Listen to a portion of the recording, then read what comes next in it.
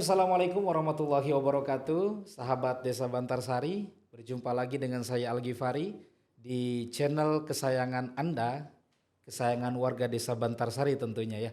Dan saat ini saya tidak sendiri, maka nanti akan kita sapa siapakah nanti akan memberikan materi kita atau inspirasi berbagi dengan warga desa, dan tentunya narasumber kita saat ini juga sama luar biasa. Dengan siapa dan dari manakah beliau? Maka kita akan tanya langsung, karena katanya kalau tak tahu maka ta'aruf gitu ya. Oke. Baik, Assalamualaikum warahmatullahi wabarakatuh. Waalaikumsalam warahmatullahi wabarakatuh. Ya, Bapak punten silakan memperkenalkan langsung ke warga Desa Bantarsari khususnya. Oke, baik, terima kasih. Assalamualaikum warahmatullahi wabarakatuh.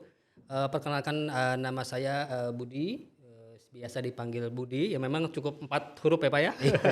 BUDI ya. BUDI Pak, betul Siap. BUDI. Kemudian kompetensi saya sebenarnya di Sarjana Komputer dan Master Komputer, artinya di bidang ilmu komputer. Baik. Kemudian saat ini saya sebagai dosen sekaligus sebagai ketua program studi teknologi rekayasa multimedia. Kemudian juga di kesehariannya saya juga sebagai praktisi dari digital marketing ya, dan internet IT security Pak. Masya Allah, luar biasa. Baik, mungkin itu saja Pak ya. Iya. Kalau tinggal di mana Pak? Saya tinggal di Tajur Halang betulan Pak. Tajur Halang ya, Iya. masih Kabupaten Bogor Masih ya? Kabupaten Bogor Pak. Nah, Iya, dekat. dekat. Nanti kalau sahabat desa yang mau berjumpa dan silaturahmi boleh ke kampus, yaitu di Politeknik Digital Boas Indonesia, yang kebetulan domisili kampusnya juga ada di Bantarsari Pak ya. Bantarsari, betul, Atau Pak. nanti mau silaturahmi langsung ke rumah beliau adalah di daerah Tajur Halang Pak ya. ya. Masya Allah ya, luar biasa sahabat desa. Jadi saat ini kita akan berbincang bersama dengan tema yang luar biasa, itu menciptakan etalase online untuk promosi produk potensi desa. Ini kan luar biasa Pak ya, di era digital saat ini semua harus melek begitu, baik kalangan milenial ataupun kolonial tentunya ya. Milenial kolonial. Dan kita di Desa Bantarsari sesungguhnya memang sudah memiliki beberapa produk unggulan. Ada jambu kristal, ada UMKM yang mungkin bisa lebih nanti diberdayakan, dan strategi pemasarannya harus juga mengikuti tren begitu. Dan bagaimana nanti sahabat desa supaya kemudian UMKM kita bisa semakin melejit, berkembang, dan nanti para UMKM juga bisa mendapatkan tentunya keuntungan yang lebih daripada berjualan yang saat ini dilakukan secara offline. Maka strategi yang seperti apa kita akan bedah bersama dengan narasumber kita. Baik, langkah-langkahnya apa dulu sepertinya Pak Budi? Baik Pak Algi.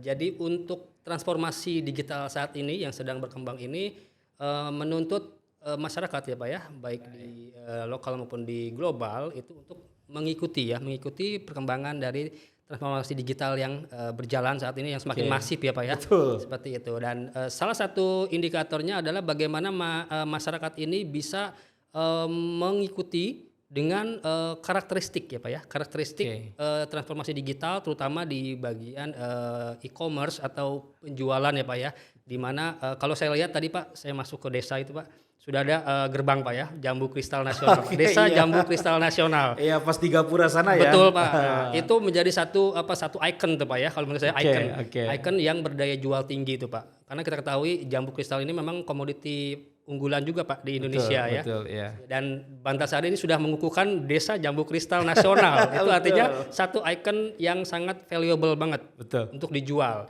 Kemudian sekarang bagaimana kita mengemas ya Pak ya. Mengemas produk yang sudah ikonik ini di desa ini dikenal oleh masyarakat, bukan hanya dikenal tapi juga dibeli oleh masyarakat baik di nasional maupun di global. Karena kalau kita bicara transformasi digital ya harus targetnya adalah global ya Pak ya. Betul. Tidak hanya nasional. Karena tidak terbatas oleh ruang dan waktu. Betul, iya. Nah, terkait dengan tadi ikonik kemudian dengan transformasi digital Pak, kita harus memahami juga karakteristik dari bagaimana e-commerce itu bekerja ya Pak ya. Salah satu indikatornya adalah 24x7 Pak. Apa tuh maksudnya tuh? Iya, artinya produk yang ada itu harus bisa dinikmati atau dilihat atau diinformasikan 24 jam, 7 hari. Artinya setiap saat Pak. Setiap hari ya. Betul, setiap hari. Itu satu ya Pak ya. Artinya informasi yang kita sajikan baik itu produk unggulan maupun yang lain itu kita harus 24x7.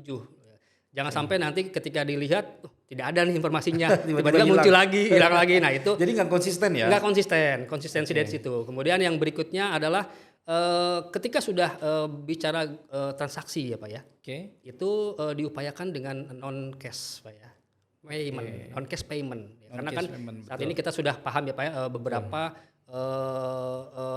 transaksi itu dilakukan secara non tunai ya Pak ya. Tunai, betul. Artinya uang-uang yang beredar di masyarakat itu hanya angka-angka ya Pak. Betul. Iya, hanya angka-angka sehingga tidak heran bahwa masyarakat desa itu memang tidak memiliki uang secara fisik ya. Tapi angka-angkanya itu yang Ya, nominalnya panjang. Nominal panjang betul Pak. Tapi case-nya nggak ada, Pak. Cashnya nggak ada betul. Dan memang eranya sekarang seperti itu, Pak ya. Betul Pak. Ya. Itu apa yang bisa kita dapat? Itu simplifikasi ya Pak ya. Simplifikasi artinya dengan adanya transformasi digital itu adanya kesederhanaan dari sisi proses maupun aktivitas Pak. Oke. Ya kan, yang tadinya kita harus mengeluarkan uang, bawa uang segepok itu Pak ya, kalau bahasa kita ya Pak ya, segepok untuk membeli barang, sekarang tidak perlu ada seperti itu. Tidak perlu, ya. Dan itu pun multiplier effect ya Pak ya. Kalau kita tidak membawa uang banyak kan tingkat security kita lebih Terjaga. terjaga ya Betul, Pak ya. betul. Orang juga tidak akan tahu ya bahwa kita membawa duit uang banyak seperti itu Pak ya. Padahal angkanya juga cukup Angkanya panjang. digital banyak gitu ya Pak. Betul, Seperti siap. itu. Baik. Kemudian berikutnya Pak adalah pemasarannya. Pemasaran, teknik Betul. pemasarannya. Teknik pemasarannya. Oke. Kita perlu didukung dengan tools atau platform-platform Oke. yang memang bertugas untuk memasarkan produk kita. Ya. Tidak bisa kita memasarkan sendiri Pak, seperti itu. Karena kan kita tahu produk kita ini memang akan dikenal masyarakat luas targetnya, sehingga Oke. kita perlu ada pihak-pihak lagi yang Oke, memasarkan. bekerja sama dengan pihak tertentu Betul. melalui platform digital yang memang Yes. sudah ada di Indonesia khususnya ya. Betul Pak, yang baik mau yang platform yang mungkin sifatnya konvensional Oke. maupun yang memang ya individu tapi setidaknya memiliki fungsi memasarkan. Oke. Seperti itu. Oke. Kemudian terkait dengan support juga Pak. Ya. Support ya. Ketika kita bicara jambu kristal nasional ini akan mendunia. Oke, apa yang harus kita pikirkan? Produksi, Pak. Produksi. Produksi. Bagaimana kalau misalkan ada orang dari Inggris ingin membeli dalam bentuk ton, kuintal? Apakah kita bisa? Betul, ya itu kan? perlu dipikirkan juga tuh ya. Betul. Artinya apakah kapasitas produksi dari jambu nasional ini sudah bisa dipasarkan sampai dengan global, Pak? Oke. Apakah hanya bisa mencukupi level nasional saja seperti itu? Oke, atau daerah mungkin. Atau daerah betul Pak, Lebih sempit skupnya lagi ya. betul seperti itu. Kalau misalkan kita sudah memiliki skup dari nasional, kita bertahap akan meningkat Pak ke Oke. level global seperti itu. Berarti ini yang perlu digarisbawahi oleh sahabat desa terutama ya, para petani jambu kristal karena kita nih di awal nih Pak Budi membicarakan tentang jambu kristal ya. Betul, awal betul. masuk desanya kelihatannya langsung baca itu. Berarti memang harus dipersiapkan oleh para petani kita juga selain strategi pemasaran juga si jambunya ini harus stoknya aman Betul, begitu kapasitas Pak. produksinya Pak. harus Kapasitas diperhatikan. produksinya aman Betul. berarti SDM dan SDA-nya juga perlu dijaga begitu Pak. Betul. Tadi kan Pak Algi bilang mengatakan konsistensi ya Pak ya. Konsistensi betul. Itu mencerminkan di semua lini ya Pak ya. Oke. Baik dari pemasarannya. Pemasaran kita tidak bisa hanya seminggu sekali. Baik. Setiap hari di kemudian produksi sama. Kapasitas produksi tidak bisa kita tentukan untuk hari Senin cukup 10.000. Hari Selasa untuk 20.000 tidak bisa. Nggak bisa Harus ya? konsisten seperti itu. Harus ada available sehingga akan nanti tercipta trust dari masyarakat bahwa memang jambu kristal dari Desa Bantarsari ini selalu ada stoknya. Selalu ada seperti itu. Nah, kemudian mungkin dari situ dari yang tadi support tadi itu lebih kepada inventory management ya Pak ya. Oke. Bagaimana kita bisa memanfaatkan inventory management untuk mengatur atau menjaga kapasitas produksi yang ada sehingga kita bisa terus melayani penjualan dari siapapun. Gitu. Siapapun betul. Ini luar biasa, ini satu contoh ya, satu produk yaitu jambu kristal. Betul, Pak. Belum produk-produk yang lain Pak. Yes, betul. Ada keripik pisang, ada juga keripik singkong, ada keripik tempe, dan banyak sekali UMKM di Bantarsari yang sepertinya harus kita ajak untuk melek digital dan membuka etalase online begitu ya, Betul, sesuai Pak. dengan tema kita. Dan langkah-langkahnya pertama apa dulu nih Pak untuk membuka lapak begitu ya Membuka di lapak ya, Pak, platform ya. digital begitu. Baik. Nah, ketika sudah kita berikan sosialisasi terkait dengan karakteristik dari sebuah lapak online atau e-commerce kita bilang Pak ya, kalau Oke. misalnya ini, maka kita lanjut kepada bagaimana kita mengemas produk. Ah. Ya, artinya produk jambu kristal ini bisa menjadi produk biasa saja atau menjadi produk yang luar biasa. Tergantung kemasan. Betul. Harus eye catching begitu Eye ya. catching seperti itu. Bapak mungkin kalau kita bicara produk-produk dari yang sudah mapan gitu ya Pak ya. Kita melihat gambar saja sudah tergiur Pak ya. Yes. Seperti itu. Nah, betul. itu tidak lepas kaitannya dengan yang namanya fotografi produk Pak. Ya, jadi kita harus mempersiapkan bagaimana kita mengemas produk dengan dua cara. Yang pertama adalah memanfaatkan fotografi produk sehingga produk tersebut terlihat lebih menarik ya. Yang kedua adalah membuat desain produknya seperti apa, desain kemasannya. Ya, kita tahu bahwa kalau produk jambu kristal tidak perlu diragukan lagi Pak. Rasanya manis seperti itu. Tapi kalau bisa nggak rasa tersebut digambarkan dalam bentuk gambar? Nah, ya supaya lebih menarik begitu. Ya. Dan orang melihatnya juga udah nggak ragu lah, beli aja lah. Beli aja. Bapak bisa bandingkan antara jambu kristal yang tidak ada airnya fresh dengan yang ada airnya, titik airnya Pak. Wah, udah kebayang segernya ya. Segernya. Padahal hanya lihat visualnya saja, gambar saja. Betul. Gitu ya. Itu first impression dari sebuah produk. Ya. Jadi kita harus berarti kita akan membekali masyarakat itu bagaimana mengemas produk dengan teknik tadi fotografi produk.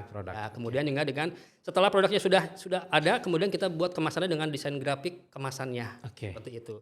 Kemudian ketika kita bicara tadi digital, maka informasi tersebut akan disebarkan melalui beberapa channel ya Pak ya, baik channel sosial media, marketplace segala macam. Nah, bagaimana bisa menarik minat masyarakat setelah melihat produknya? Berarti kan ada keterangannya Pak. Ya, betul. Ada penjelasannya, narasinya betul. Kalau kita bilang di situ istilahnya copywriting Pak. Iya, copywriting dari sebuah produk sehingga semua spesifikasi produk tersebut jelas. Jadi penonton atau pemirsa gitu ya, atau mungkin yang viewer itu sudah tidak perlu lagi bertanya atau menulis di komentar gitu Pak. Calon customer kita betul, prospeknya tinggal melihat produknya oke, penjelasannya jelas segala macam dari sisi harga segala macam. Jadi tinggal satu langkah berikutnya adalah membeli seperti itu. Tidak perlu bertanya lagi karena sudah jelas. Sudah jelas semua gitu. Produknya menarik sahabat-sahabat ya. Betul. Kemudian juga keterangannya juga jelas, dan memang kualitas produknya juga unggul begitu ya. Sehingga para customer itu nggak perlu harus banyak chat lagi, tinggal klik dan kemudian bisa membeli produk kita. Ya, alhamdulillah saya juga mendapatkan contoh produknya yang memang benar unggul Pak ya, jambu kristal nasional ini gitu ya. Jadi saya tidak sulit untuk mengemasnya gitu Pak ya, informasinya seperti itu.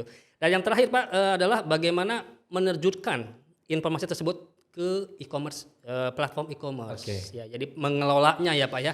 Tidak hanya kita mengirim Pak, tapi juga mengelola. Mengelolanya dari sisi misalkan ketika kita sudah mengirim, kita harus sudah siap bagaimana mereka mengorder ya. Menghandle order ya. Bagaimana transaksinya seperti itu dipersiapkan. Jadi pengelolaan e-commerce ini tidak sekedar kita mengirim gambar sudah. Ya.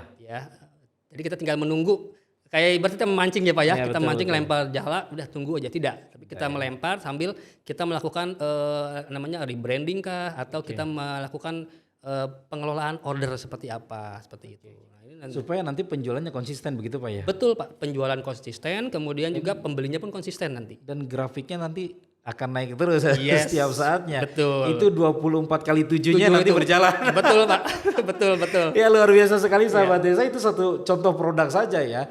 Belum nanti produk-produk yang lain yang tadi saya sampaikan di awal, kita akan belajar banyak bagaimana kemudian di era digitalisasi, di era transformasi, dan memang luar biasa kita perlu ilmu ini Pak untuk kemudian bisa menerapkan di para pelaku UMKM di Desa Bantarsari, khususnya umumnya di semua pemirsa yang menyaksikan channel kita.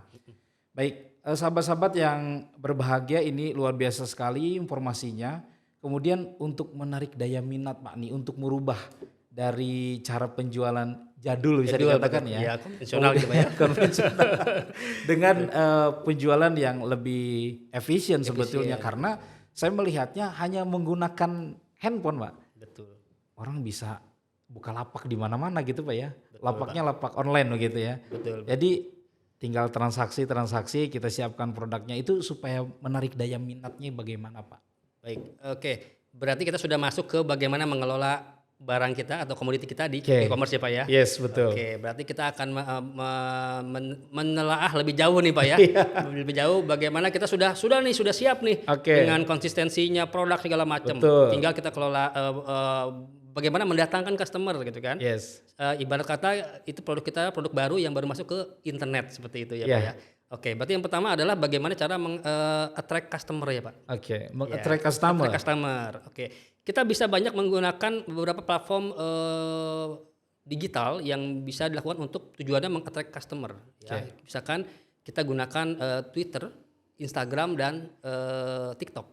Oh, TikTok ya. Ya, itu menjadi 3 tools yang saat ini memang sedang digandrungi ya Pak ya, oleh kaum milenial atau oleh para YouTuber segala macam, sehingga bisa 20-30% meningkatkan attract customer Pak. Oke.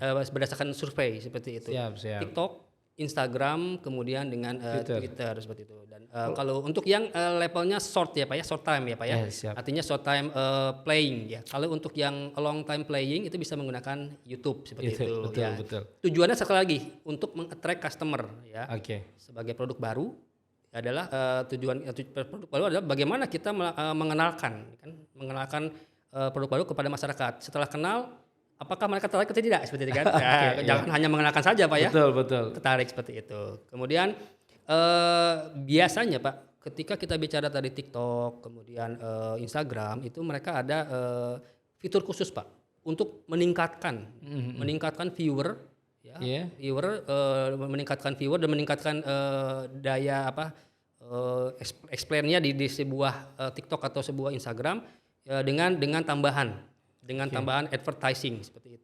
Oke. Artinya kita akan sedikit mengeluarkan ya ibaratnya biaya promosi ya Pak ya. Ada cost-nya ya untuk itu. Ada cost-nya agar meningkatkannya 2-3 kali lipat viewer dari biasa Pak. Iya, itu bisa Pak ya? Itu bisa Pak. Dan kalau menurut ini sih nilainya terjangkau sekali ya Pak ya. Terjangkau sekali. Kalau misalkan kita bandingkan dengan biaya promosi yang kita cetak brosur segala macam itu Pak ya, itu jauh sekali Pak biayanya. Secara konvensional betul. Itu udah satu benefit buat kita Pak, promosi tapi memang tidak terlalu besar biayanya seperti itu. Kemudian setelah itu kita akan melakukan engagement Pak ya. Bagaimana sih mengikat customer yang sudah tahu menjadi minat gitu ya. Dari tahu menjadi minat. Itu langkah berikutnya. Betul ya? Pak, betul menjadi minat ya. Bagaimana? Berarti kita akan harus mengupdate katalog-katalog produk yang ada ya, baik dari TikTok, Instagram atau Twitter secara konsisten Pak tadi. Sekali lagi, konsistensi. Betul. Konsistensi itu yang diperlukan. Karena kita ketika menerima informasi yang konsisten itu sangat tertanam ya Pak ya. Di pikiran kita ya, dengan konsisten seperti itu. Ketika tidak konsisten udah mulai hilang Pak seperti itu. Nah, itulah gunanya konsistensi, artinya meningkatkan engagement dari customer itu menggunakan konsistensi konten Pak yang ada. Seperti itu. Oke, lanjut lagi kemudian setelah ada itu kemudian di handle ininya Pak, bagaimana kita men-treat customer yang sudah minat tadi ya untuk bisa mengorder. Naik lagi tuh Pak ya levelnya ya. Level lagi nih. Level lagi. Melihat minat order iya. Jadi kita tambahkan promo-promo Pak. Oh begitu. Ya, promo-promo beli 1 dapat 2 atau jangan beli 2 dapat 1 ya Pak. Beli 2 gratis 1 gitu ya Pak ya, 3. Itu promo seperti itu yang menarik minat menjadi order Pak. Seperti itu. Karena kita punya batasan waktu untuk promo tersebut seperti itu ya. Nah, ini menjadikan masyarakat ini dari minat akan menjadi order Pak. Seperti itu. Kemudian setelah order bagaimana Pak? Transaksinya dong ya pasti ya. Betul. Transaksi tadi kita bilang karakteristik dari e-commerce adalah non-cash payment. Non-cash payment. Betul. Sehingga kita harus menyediakan yang namanya tadi payment gateway, Pak. Ya, payment gateway. Apakah kita menggunakan rekening kita pribadi atau menggunakan jasa ketiga? Jasa ketiga. Kita kan sering lihat Pak ya, adanya penipuan Pak gitu kan ya. Betul.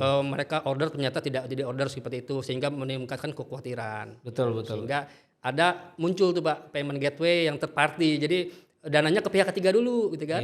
Ketika produknya sudah diterima baru dananya disalurkan. Betul. Itu akan jauh lebih aman Pak. Jauh lebih aman Pak payment gateway, sehingga memang prosesnya lebih panjang Pak, tapi lebih aman. Gitu. Karena memang kita akan menjual produk, kemudian juga kita ingin menerima hasilnya ya seperti itu Pak ya, dengan aman juga. Oke. Tadi sudah payment Pak ya, transaksi. Kemudian terakhir adalah bagaimana fulfillment-nya Pak. Ya, stoknya. Ya, stoknya apakah aman? Jangan-jangan kita gembar-gembor nih Pak, order ternyata stoknya kita nggak aman nih. Customer beli nggak ada. Customer beli nggak ada gitu kan. Kecewa itu pasti. Kecewa bener. Betul. Tapi mungkin ada juga triknya Pak. Oke, memang saya tidak punya produk Pak. Tidak punya banyak kapasitas, tapi saya punya teman-teman yang lain, channel yang lain ya. Itulah fulfillment kita bilang. Kita punya kantong-kantong Pak, kantong-kantong produksi gitu kan. Betul. Kita mungkin terbatas dengan produksi 10.000. Tapi di kantong-kantong lain sudah bisa berkontribusi lebih Jadi dari bermitra. itu. Bermitra betul, dengan Pak. pelaku usaha yang lain. Betul. Sehingga menciptakan secara di internet itu kapasitas produksi besar. Tapi di realnya yaitu adalah kemitraan dari beberapa pedagang sehingga terus konsistensi itu tetap dijaga ya Pak ya. Kapasitas produksinya. Jadi gambaran sederhananya saya nggak punya banyak nih pohon jambu kristal. Betul. Karena punya lapak online dan kebutuhannya banyak begitu ya, sampai ton begitu ya. Betul.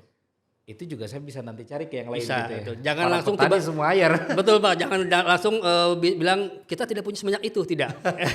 Jangan mudah mengatakan kita tidak bisa gitu kan. Tapi bisa dengan kemitraan karena jambu kristal di sini contohnya ya Pak ya, jambu kristal ini kan memang hampir semua masyarakat ya Pak ya menanam mungkin ya Pak ya. Ada sebagian besar sehingga kan ada kantong-kantong atau misalkan dari kerajinan yang lain seperti keripik pisang gitu Pak ya. Betul. Itu pun tidak hanya satu orang Pak ya yang produksi, betul. banyak produksi dunia. Nah, alangkah baiknya ketika mereka berkolaborasi, ya kan menciptakan jumlah produksi yang tidak terbatas. Dengan catatan kualitasnya harus sama. Betul, konsistensi lagi Pak. Konsistensi lagi betul Pak. Betul. Yang terakhir Pak, setelah semua sudah itu kita bicara tentang pengiriman. Pengiriman. Ini juga dari beberapa survei Pak, dari beberapa marketplace yang ada yang kita lihat misalkan seperti kita boleh sebutkan merek ya Pak ya? Boleh. Ada seperti itu. Itu ada survei tersendiri terkait dengan kecepatan Pak, kecepatan pengiriman. Pengiriman ya seperti itu. Nah, bagaimana kita bisa menciptakan kecepatan pengiriman tersebut? Kan? Apakah kita menggunakan jasa ketiga? Atau kita menggunakan inisiatif sendiri seperti itu.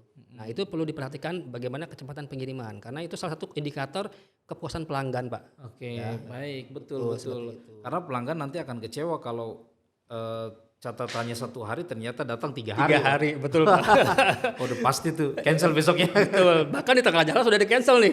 Ya makanya kan sekarang ada banyak marketplace atau aplikasi-aplikasi tersebut ketika di tengah jalan itu sudah tidak bisa diaktifkan Pak. Status cancelnya seperti itu untuk mengantisipasi gitu Pak ya.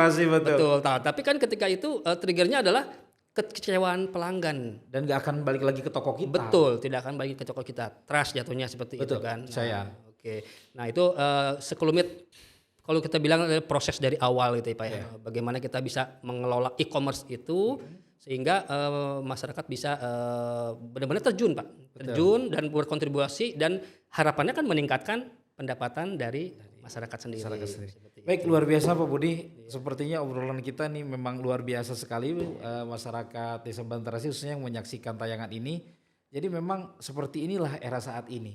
Era transformasi digitalisasi yang akhirnya bisa memudahkan sebetulnya. Tidak ada yang menyulitkan karena hanya dengan menggunakan handphone, hanya dengan menggunakan Android, hanya menggunakan smartphone kita bisa membuka beberapa lapak dan tidak perlu sewa begitu Pak ya. Betul Pak. Betul. Sebagai closing statement Pak, sebetulnya masih banyak yang ingin kita bicarakan ya. Cuma waktu yang membatasi kita dan saya minta closing statement dari Pak Budi untuk masyarakat Desa Bantarsari. Baik, di era digital ini memang kita dihadapkan dengan kenyataan bahwa kecepatan dari transformasi digital ini perlu kita sadari ya Pak ya. Artinya perlu kita persiapkan dengan langkah-langkah yang memang tepat ya Pak ya. Ketika kita bicara transformasi digital, berarti kita harus siap dengan beberapa tadi kriteria Pak ya. Seperti itu sehingga marketplace atau mungkin etalase online saat ini adalah sebagai tool saja Pak. Ya, tapi di dalamnya itu kita harus memahami karakteristik e-commerce dan bagaimana memahami juga proses dari e-commerce tersebut sehingga tercipta konsistensi seperti itu. Baik. Ya. Luar biasa sekali Pak Budi dan masyarakat Desa Bantarsari khususnya dan seluruh masyarakat yang menyaksikan tayangan ini. Banyak sekali ilmu yang kita dapatkan khususnya para pelaku UMKM, para pemuda, generasi milenial dan juga kolonial. kita bisa nanti mulai mempraktekkan usaha dan membuka etalase online kita. Dan kalau nanti ingin lebih lanjut kita belajarnya, insya Allah kita buka sesi berikutnya dengan Pak Budi dan rekan-rekan yang lain. Baik, dengan Terima senang hati, kasih Pak Budi, dan mohon maaf dan sampaikan salam kepada semua rekan-rekan dari PDBI Boas Indonesia, dan mudah-mudahan semuanya dalam keadaan sehat walafiat, sukses selalu. Kami dari Desa Bantarsari mudah-mudahan selalu memberikan kontribusi untuk warga Desa Bantarsari, khususnya dari desa untuk Indonesia. Wassalamualaikum warahmatullahi wabarakatuh. Waalaikumsalam.